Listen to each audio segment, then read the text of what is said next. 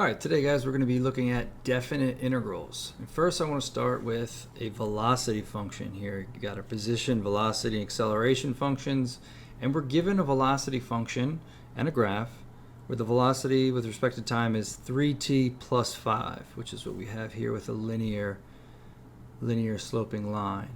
And before we get started in analyzing this and looking at taking the integrals, a couple things I want to remind you that the area under a VT curve is actually the displacement. These are things we had from before in our first year of physics. Likewise, the area under an AT graph is the change in velocity. Remember, it is the displacement and the change in velocity. So let's go ahead and create our graphs accordingly off of this VT graph. So first, let's look at our acceleration graph. Our acceleration graph, well, this is going to be 3t. So the slope of this line is 3. So it's going to give me a constant line here over this 5 seconds. And this is 3. And so let's look at this. Does this make sense? We're saying here that the area under the AT graph, which is this area here, and again we're at 5 seconds, so if I look from 0 to 5 seconds, I have 5 times 3. Well, this area, this rectangle, is 15, and my graph is showing that I went from 5 to 20. Okay, so that's cool. So it makes sense. Well, let's look at and break this up. So I'm going to break this up into two geometric shapes. I have first this rectangle area here, and then I'm going to pick up this area here of this triangle.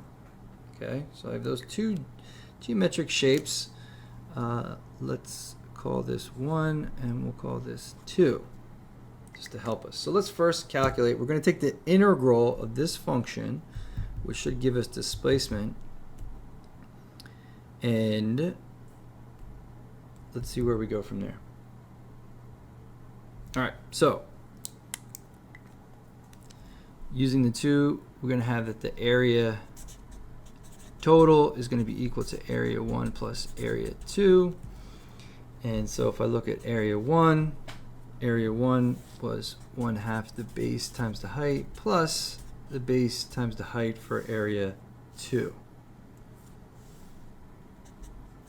So my area total here, area 1 is 1/2, the base is 5, the height is 15 plus 5 times 5. So let's just go ahead and write in 25. So our total here, let's see, let's get our calculator out. No, I should be able to do this in my head, right? So let's just say 0.5 times 5 times 15 plus 25. All right, 62.5. So that's the area, and this is on the velocity graph, so this should be meters.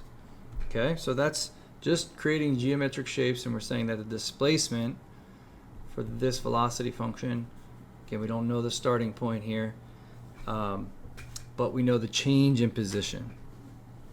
So let's look at and take the integral. Now the definite integral, the difference between that and the indefinite integral is the indefinite one was we didn't know where we were starting and there was no bounds to it. Well, here we have boundaries that we're trying to analyze. It's from time 5 seconds to 0. So the upper limit is 5 seconds, the lower limit is 0 seconds. It could be 5 and 2 or 3 and 1, it doesn't really matter, but in this case we're dealing with 5 and 0. So if we're going to compare this and use the integral, we're going to look at it and say, well, this area that we're looking for is going to be, the area is going to be the integral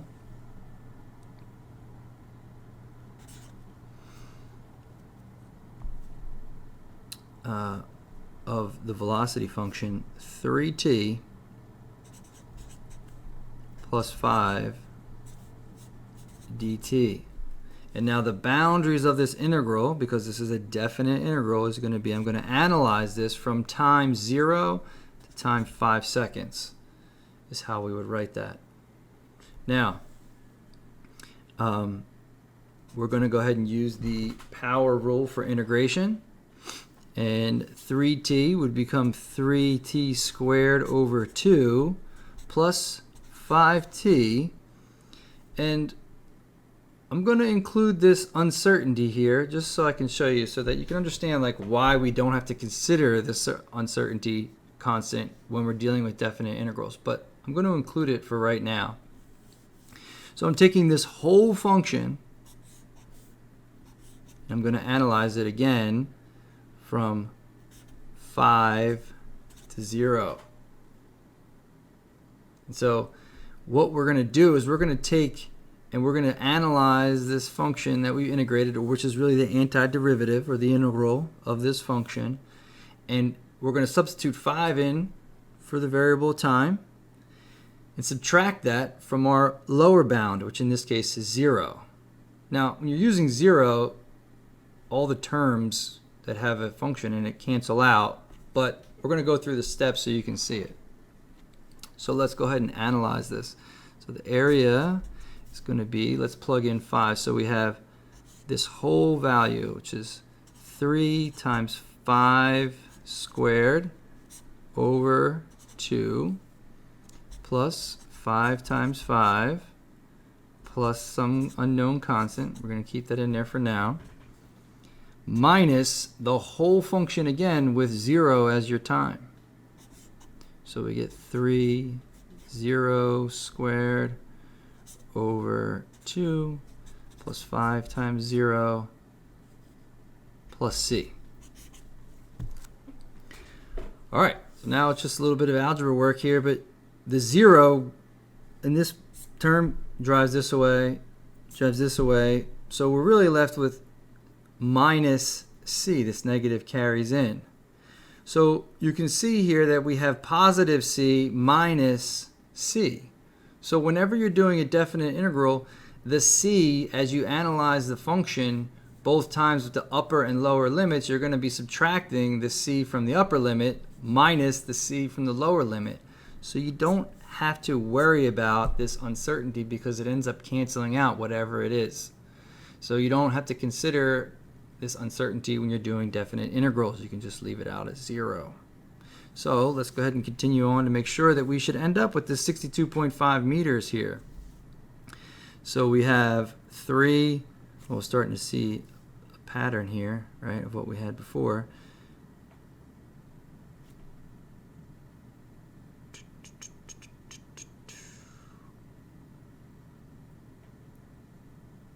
So 3 times 5 squared. So we are dealing with, that's 25 times 3, so that's 45 over 2 plus 25.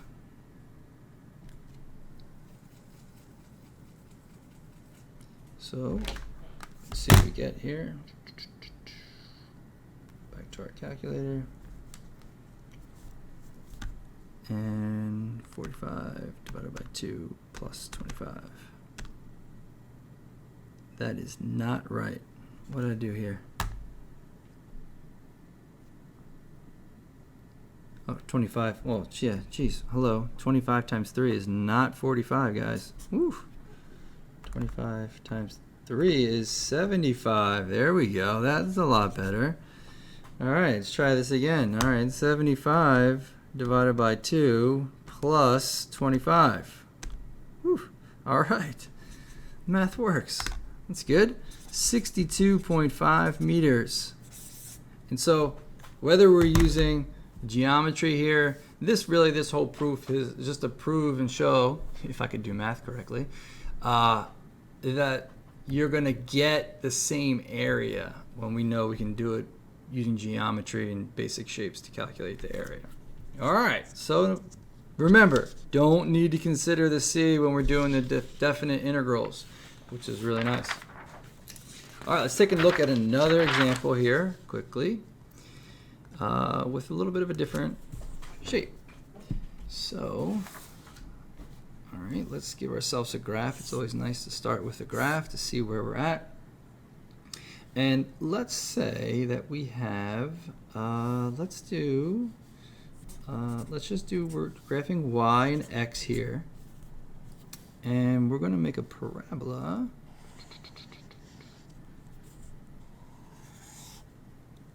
All right. And we're going to say that this is at 3. What do we say? 3. So we're going to say y is equal to x squared plus 3. And let's find the area from 3 to 1. All right, those are our upper and lower bounds. Here is our function. Let's integrate to find this area. All right, see what we get. So again, we're going to integrate this function over x, so we have x squared plus 3 dx for this whole function, and again our bounds are 1 and 3. So integrate this puppy, we get x to the third over 3 plus 3x. Don't have to worry about the unknown constant, it cancels out. And this function we're going to 3 to 1, upper lower bounds. Beautiful. All right, let's get to it. Drop the 3 in, we get 3 cubed over 3 plus 3 times 3. Right, remember it's this whole quantity at 3 and then subtracting the whole value of plugging in 1. So we have 1 cubed over 3 plus, well, 3 times 1 is just 3.